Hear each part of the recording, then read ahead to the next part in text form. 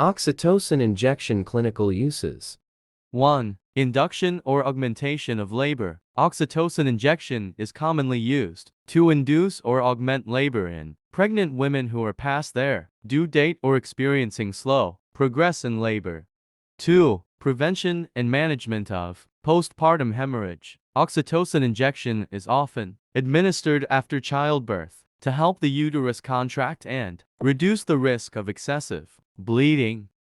3. Treatment of incomplete or missed abortion. Oxytocin injection may be used to help the uterus expel the contents of the uterus in cases of incomplete or missed abortion. 4. Management of uterine atony. Oxytocin injection can help stimulate contractions of the uterus in cases of uterine atony, a condition where the uterus fails to contract properly after childbirth, leading to excessive bleeding.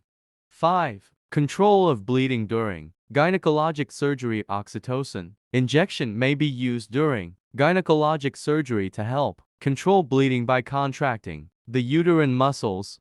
6. Management of menstrual disorders. Oxytocin injection may be used to help regulate menstrual periods and treat conditions such as menorrhagia, heavy menstrual bleeding.